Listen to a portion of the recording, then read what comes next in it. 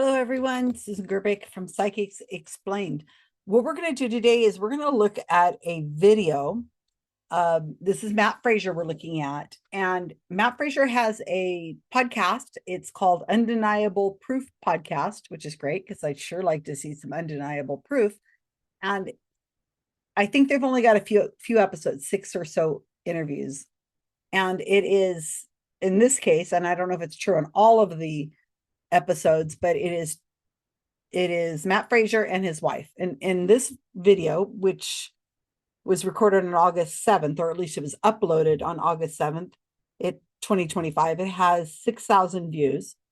And it is, his wife is pregnant. Now, we already know his wife has already had the baby. So this must be an old episode recording, but it's just recently been uploaded because the baby's like a month or two old by now, and she's pregnant in this. So it's an hour and a half long, but what I'm going to show you is an hour and 8 minutes into the video. And what Matt Fraser is going to do, according to the little blurb that goes, the description, that he's going to be in contact with this man that they're interviewing. So let me tell you who this person is, because I don't know who he is. His name is Mr. Williams. They've been calling him Ty, I think. He's a TikTok star. He's a therapist. He's a pre-K teacher with a heart and humor as big as his following. From laugh out loud stories in the classroom to his journey with counseling, Mr. Williams opens up about the joy and chaos of guiding little humans. Apparently he does something with trauma, because, I've been listening to parts of this. So the episode takes a heartfelt turn when Matt delivers a powerful reading from the other side, connecting Mr. Williams to his late mother, who passed unexpectedly years ago. She's been watching, supporting, and sending him signs through music, his TikTok videos, and a slight nudge to revisit her roots in Puerto Rico. And it says there's all undeniable proof that love never really leaves. Okay, blah, blah, blah, blah, blah. I don't know who this man is, but he seems very friendly and very nice. And you're working with children, so that's cool. But Matt knows he's going to be on the show with this guy. He knows. So it doesn't take a lot to do some research. So the question is, and I haven't watched this reading, you're going to watch it at the same time I am. Is he hot reading or cold reading? Or does he get it all right? I mean, is this undeniable proof? I don't know what to expect. Considering it has only 6,000 views, I doubt it's undeniable proof, because I think that would be worldwide knowledge by now. So I'm not going to speed this up or change it or alter it. I think it'll be okay as far as it is fair use. I mean, I could fight this if Matt Fraser tries to take my video down, as he's tried to do multiple times. But this isn't the TV show. So this is his podcast, video podcast. You can listen to it as a podcast. You can listen to it in a video. So you and I are going to find out about this at the same time. I'm going to take some notes. I'm going to get my paper out here, because I like to do that so I can go back and look. And this is a August 7th, 2025 Matt Fraser video. Get your paper out. And I want to hear in your comments down here under this video what you guys think. I'll stop it and start it. I don't know if it's going to be a 3-minute long thing or how long this will be. But Matt Fraser usually goes about 6 minutes, 6 to 10 minutes. And let's see if we need to break it up or not. But tell me what you think is going on. Hot reading, cold reading. I mean, he has the potential to have hot read him, because, as I said, he knows he's going to be on this show. He knows he's going to be interviewing this person. So looking things up wouldn't be that difficult. Finding out something about a man's mother's death, not really a big deal. I mean, it should be able to get something out of it. I don't know if this man has a Wikipedia article. I'm not sure I know his full name. Mr. Williams is not going to get me much on Wikipedia. So, I mean, we can check it out later if you guys think it's hot reading. So let's see.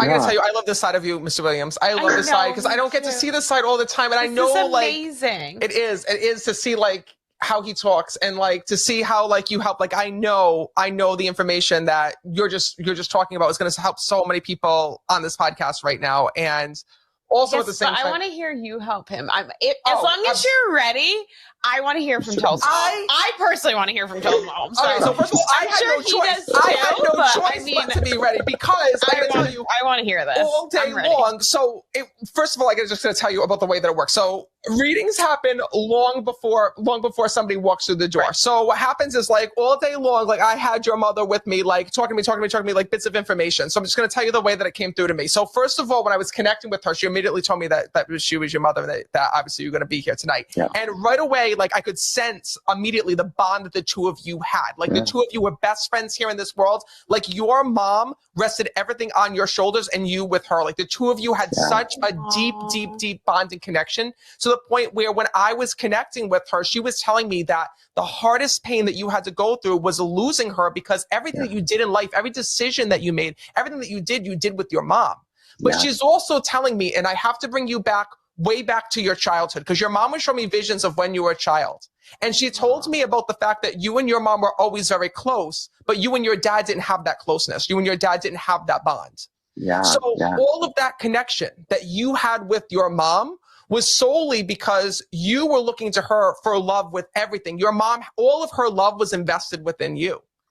And she said to me that that's the reason why it was such a hard loss for you. And she just said to me when I was talking to her earlier, she goes, if there's one thing I wish I would have let my son be a little bit more independent. I wish he would have been let him be more independent, because she was so in love with you and so much into your life that she wanted to be a part of every decision. She wanted to be a part of everything. And also she said to me this, she said, you were also her hero, because your mom tells me that because you didn't have your dad there, right, back when you were younger, and she didn't have a person to lean on, your mom a lot of times used to lean on you, and she used to use you as an adult. She used to have very grown-up conversations with her back when you were younger, back when you were 1, 2, 3, 4 years old. Like, your mother wasn't a baby talk type of person. She was not a type of person that was like, do you want this for lunch or this for lunch? She's like, you got to make a decision. You eating this or you eating this? We having this, or you didn't get to make a decision. Your mom made it for you. Yeah. Oh, 100%. Yeah, for sure. So the thing that I have to tell you is that your mom is telling me that she also wants to take this opportunity just to thank you, because your mom, when she went to the other side and she looked back on her life, realized how much that you helped her. Your mom was showing me visions. When I tell you, like, this woman, like, was showing me vision after vision after vision. I was trying to like check on the laundry today, and she was showing me visions of your life. I was trying to go and like get my work done. She was showing me visions of your life, and just the bonds and like going back from when you were younger, because what she showed me was this. She showed me that she had a lot of rough times back when you were a kid that she tried to kind of hide you away from and to keep you away from, especially with her family. She tells me there was a lot of issues with her family where she herself felt alone. She herself felt disconnected. And therefore you became like her best friend. It was always, telling his mom with everything. Does that make sense to you? Yeah, she was one of 12 kids, very good Catholic Puerto Rican family. And she was the black sheep of her family. Yeah. She tells me, she talks about feeling as though that she didn't have anyone, feeling so lonely, and she relied so much on you. And with that, she tells me that, what she didn't realize is that your mom always felt like she was going to be here forever. She didn't realize she was going to die when she did. Okay. So before we get further into this reading, let's just recap of what we have. I don't know what you guys have been making notes on. I've got a lot of notes on here, but something that's pretty obvious to me. There's no specifics, nothing. So the sitter just now said, my mom was from a Puerto Rican family. She was a black sheep of the family, and that she was one of 12 kids. So he's giving specifics, but Matt has said that, the mother was very close to this Mr. Williams, that the dad wasn't involved in the relationship. And he said that right at the beginning. Matt says it right at the beginning, and the sitter agrees to that right at the beginning. And then Matt just continues along that line that the dad wasn't around that much. Mom has apparently been bugging Matt all day long about, he's going to be getting in touch with the son, which is kind of odd. And it's another way of saying, well, you had a lot of opportunities to be able to hot read this sitter because you knew you were going to be giving a reading to him. Dad wasn't around that much, so he never bonded. But again, the feedback he's getting is, as Matt had started to go down that path, that Dad wasn't involved. He's giving a lot of feedback saying, yeah, it was a hard loss because you and your mom were very close. They were best friends, and that she treated him as an adult, and she made all the decisions, which is odd because she says she talked to him like he was an adult and treated him like he was an adult, but yet she made all the decisions for him. She didn't allow him to make a lot of choices. She didn't raise him to be independent. So that's kind of odd whenever he just said that she talked to you like an adult. She treated you like an adult, yet she made all the decisions for you. So kind of, she wished she'd made him more independent, and Dad wasn't around. Mom made decisions. Mom is saying the sitter is her hero. Mom had a lot of bad times that she hid from the family and from her son. Well, that's not checkable. If Matt said, your mom wants to talk about a time when she saw an elephant that attacked the car and it was pink, but she never told anybody about it, and she didn't tell you about it, and she certainly didn't tell her family about it, then how do we know that it happened? Just have to take Matt's word for it. So when you think about how he's saying that, how Matt is saying, there was a lot of things that happened that she hid from you, and a lot of things that happened in her family she had to hide from her family. Just take her word for it. Take Matt's word for it. And mom was very lonely, blah, blah, blah, because she's, struggling. So then the sitter says mom was, from Puerto Rico, and she's one of 12 children, very Catholic, and she was bad, they consider the bad seed of the family or whatever. All right. So far, all he's really said is you had a strong relationship with your mom, and she's dead, and she loved you very much. But we don't know how much came through in the beginning of this, because the way Alexa is saying is, I want to hear the reading. I want to hear you give a reading to him about his mom. So they've already decided ahead of time that the mom is dead. They've already know this. Somewhere in the hour or so before we get to this point, it's mentioned that his mother is dead. So no surprise. Okay, so let's go back to the reading. I hope you guys are taking notes, because so far I've just got a bunch of nothing here. I'm taking notes, but there's nothing there.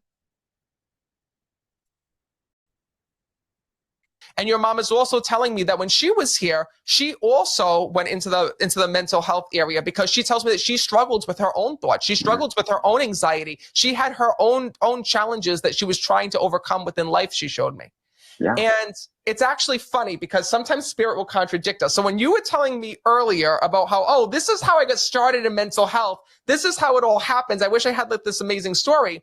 But really, the story that your mom was telling me early on, and I was shocked when you told me that answer, because your mom told me something totally different. Your mom had told me that from when you were younger, you had to grow up learning adult things. Adult situations. You saw the situations that your mom was in. You helped your mom through situations. You were always a helper. And that natural ability was always in you. It was always installed within you. And your mom tells me about her actually leaning on you from when you were younger to, fill certain voids within life.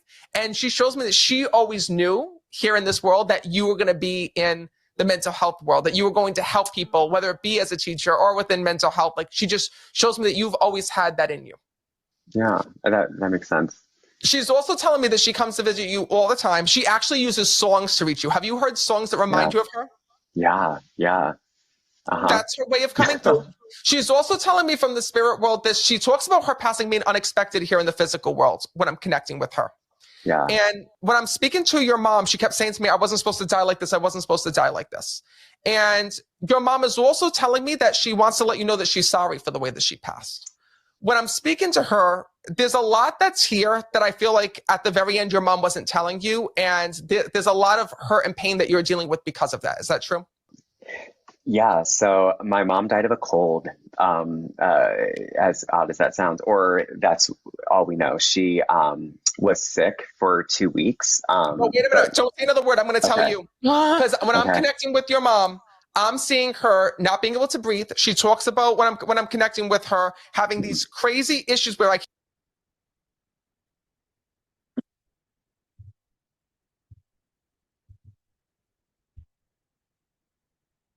My internet just went wiggly wobbly. I hope this is still recording. So I'll stop right here.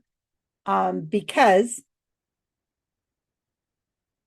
what we said is mom struggled with mental health. Now, I don't know if anything, this guy apparently works in the mental health world somehow. He works with children who have mental health issues. I don't know if anything had come out earlier about mental illness, hinting about it or anything of that sort. But what I'm thinking here is that Matt goes into your mom struggled with mental health issues. Now that's kind of, it's not everybody has mental health issues, but I think that it's it's kind of such a wide term. Mental health issues could be depression, it could be all kinds of things. So when Matt said your mother struggled with mental health issues, he's saying yes. And when then he says that now mom was you had to help mom, you had to do all these adult things because you were helping her. He's like, okay, well, that's kind of what he said before. Mom relied on you. And where I think Matt is going, if he's done no research ahead of time, is that the mother had mental health issues and she died prematurely because the man's fairly young. So the mother is probably 55 or 60 now. I mean, the guy's probably 30-ish. So 40, 55, 60 years old. So for her to be dead, she's died fairly young. So I feel like, and I don't know if this is true, but I feel like Matt's playing some sort of odds and saying that the mother died early. Well, she's 60. That's early because I'm 63 and I am not dying anytime soon. And that he says she wasn't supposed to die this way and she's sorry she died this way. And that gives me the feeling that Matt's about to say that whatever caused her death would have been something that the mother had decided on doing. That's not a good way of saying it, but it was at the mother's own hand or a risky behavior the mother had that made it happen early. Not like a car accident that where she was absolutely no fault whatsoever, not like cancer, not like COVID or something like that. But it sounds like that Matt's going to go that way. That's what I'm getting from what he's saying. That's how I'm thinking. Until the guy starts telling Matt how the mother really did die. She was sick. And Matt's like, oh, wait, you don't tell me anything more. I have, she was having problems breathing at the end. No shit. Really? Right before she died, do you think she had some problems breathing?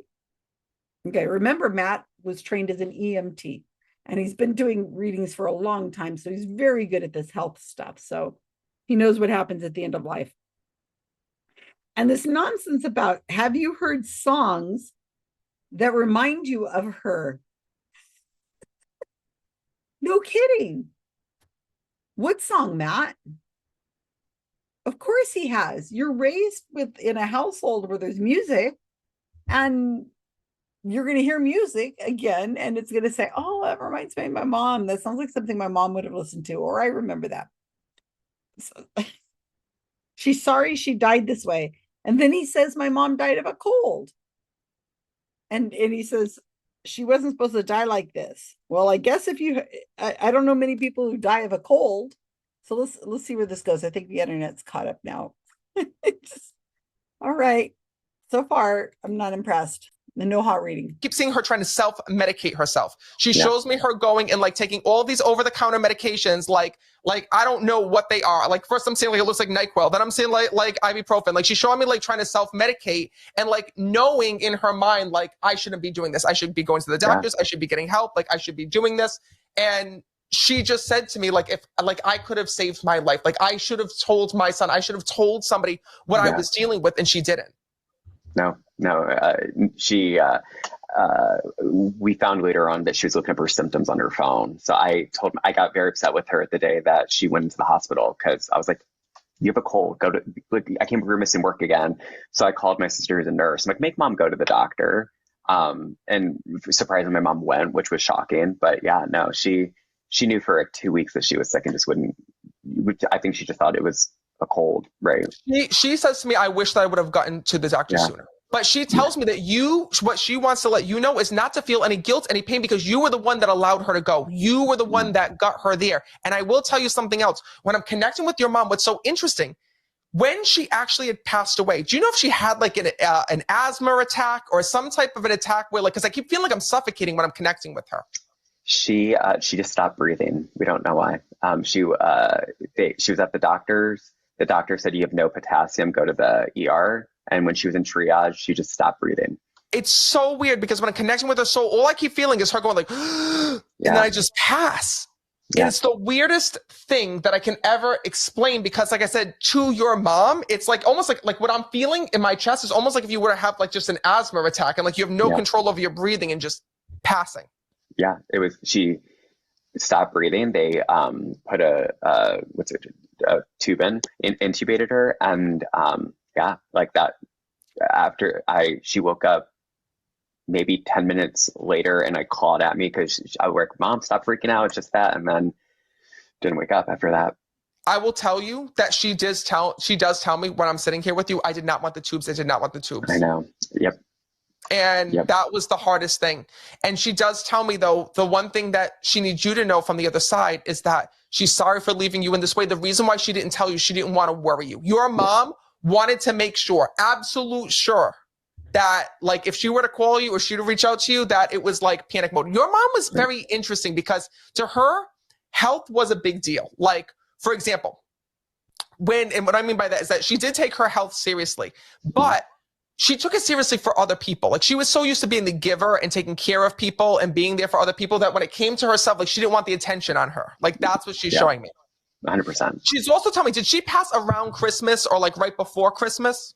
She passed away January 5th. Yeah. Okay. Because she talks about Christmas time and Christmas time. You keep bringing that up. Oh man. Jeez. You can do this. All right. She self-medicated. After he's told Matt that his mother died of a cold, Matt said she was taking Advil, whatever, all these over-the-counter kind of stuff. I don't even know what they are.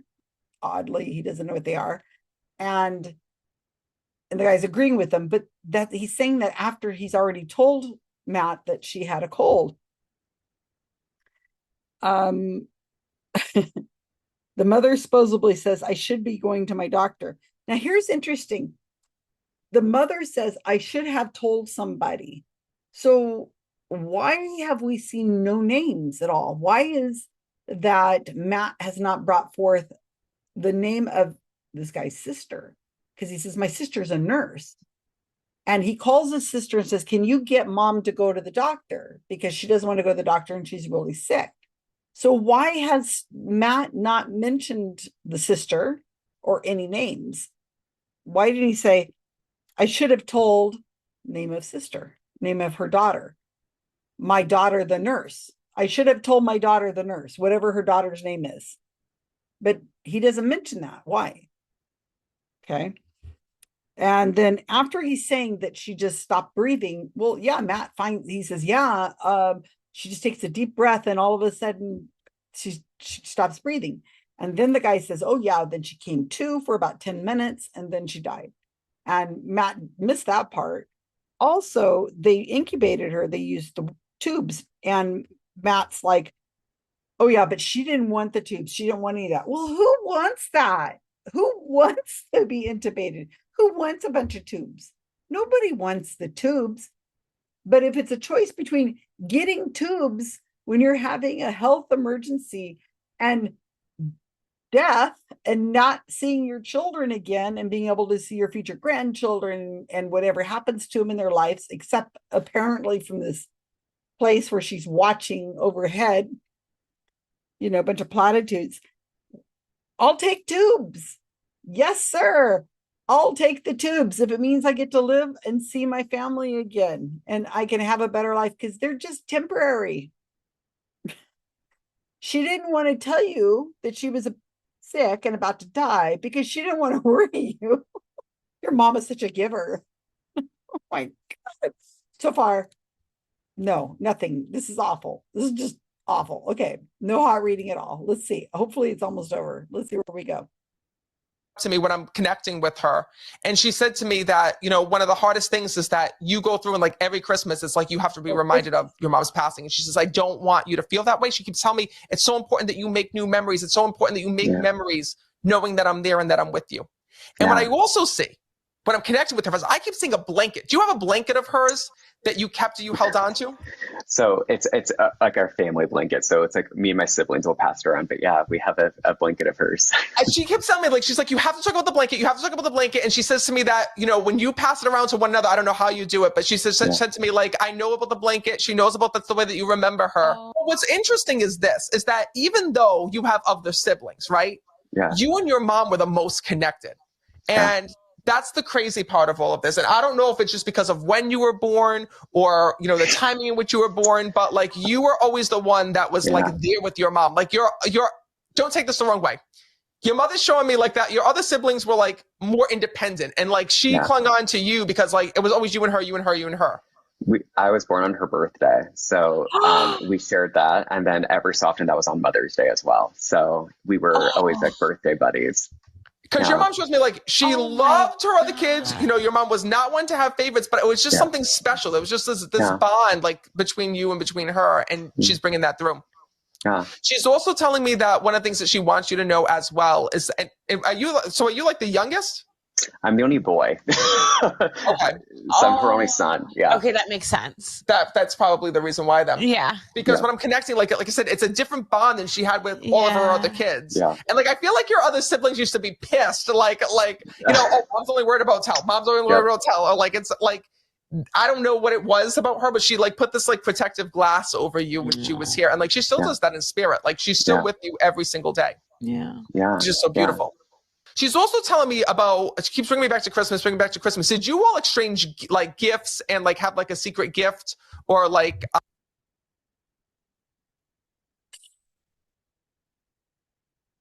Well, as my internet pauses, I don't know why. I've got some fast internet and I'm wired. It's not maybe use Wi-Fi, but Christmas time. So this is one of those things that psychics will throw out there, these kinds of people, because it's playing the odds. So he says, was it anywhere near Christmas? Was it near? Okay, well, what does near mean? Does that mean fall? Like, you know, October, November, December? Could that apply to near Christmas? Or are we talking about December, the month of December? Or what are we talking about? Because near Christmas is just a relative term, near. So he says it was January. Well, I guess that's near Christmas, but considering your odds are 1 in 12 that you're going to get the right month. And then we're talking about November and January. So we've got 3 months now, November, December, January, as near Christmas. So your odds are really, really good. If the choices are 12 and you have 3 hits, that's pretty darn good. So I don't know if I would consider February or October near Christmas, but I guess if you really wanted it to be and you really wanted it to be a hit, you could. So he didn't say January.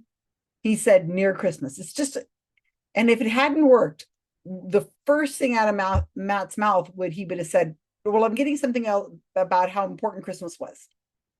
Or he would say it's another holiday, right? So he'd just go on with it and just move faster, see how fast he talks, really fast or really fast.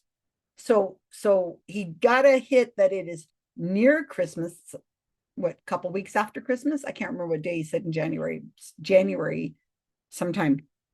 And so a blanket, is there a blanket? And I'm telling you, I'm turning to my right, I'm seeing multiple blankets sitting on a chair over here that are family blankets. They are made by somebody in the family, or my mom had used to use it. My partner, I can see right here his blanket that he used to use he used to cuddle up with a lot.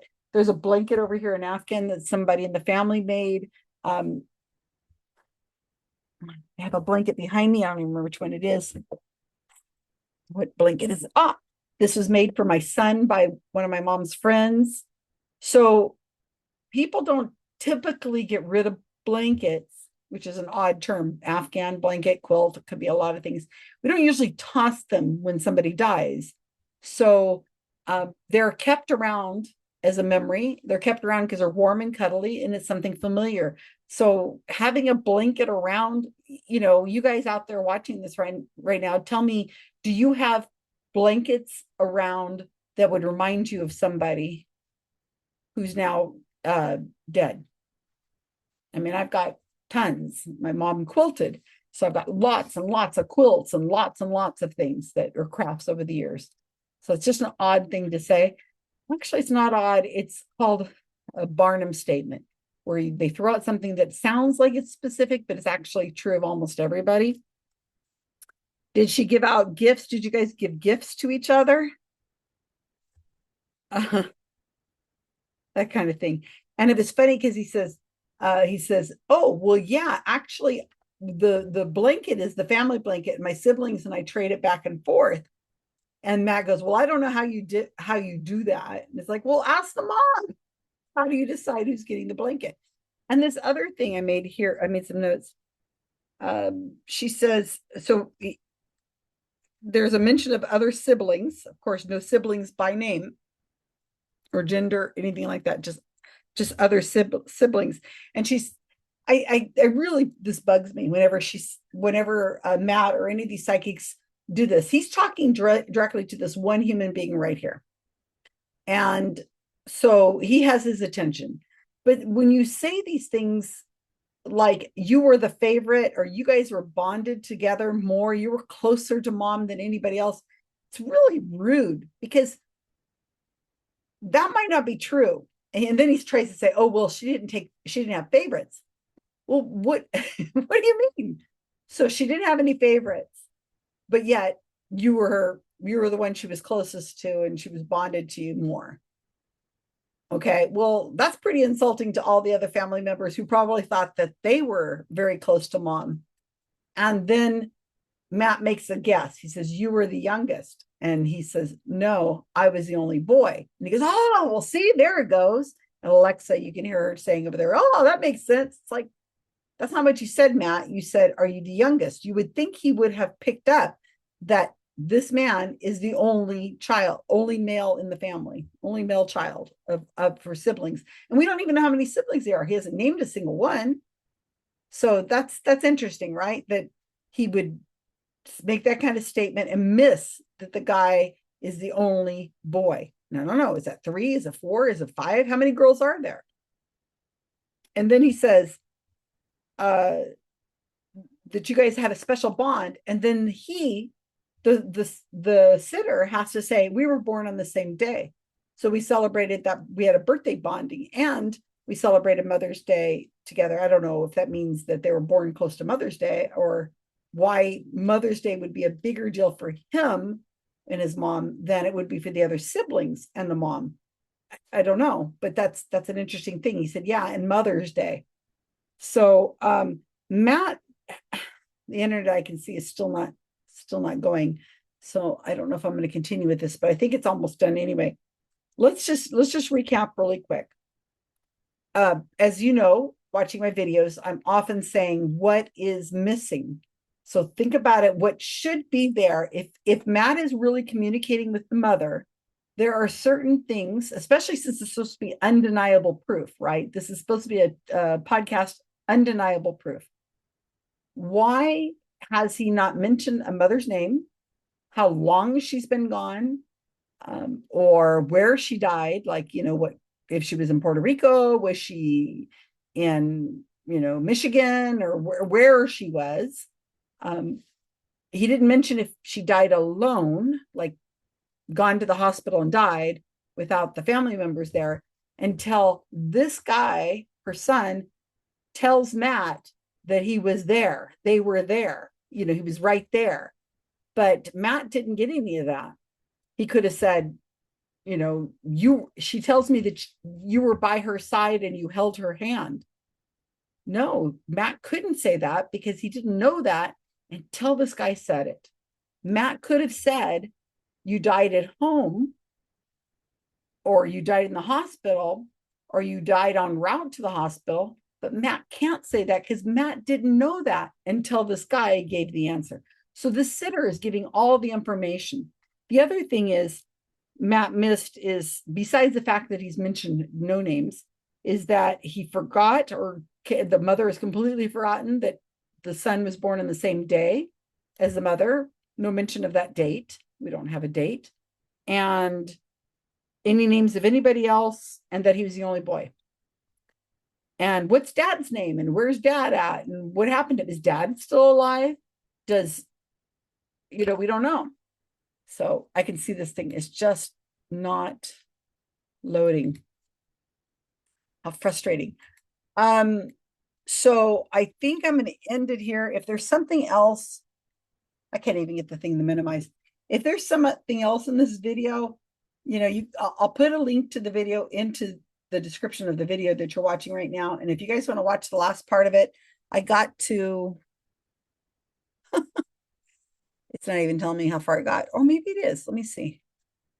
No, it's just like giving me that hourglass thing. If there's something more, please let me know, because I'm not probably going to watch the rest of it. But the point is, this is just standard cold reading, which is really lazy considering that Matt could have looked this guy up and gotten some really good, juicy something about his life. But everything he said so far is very generic. If you know the mother has died. And Matt's really good at this cold reading stuff, especially since he speaks so quickly. And he's listening to everything the guy says. And if the man's like nodding, or if he looks kind of confused, well, Matt just steers a different direction. So, undeniable proof. What do you guys think? I'm not seeing anything. To me, this is just bad cold reading. Sorry, Matt. No undeniable proof here. Thanks, everybody.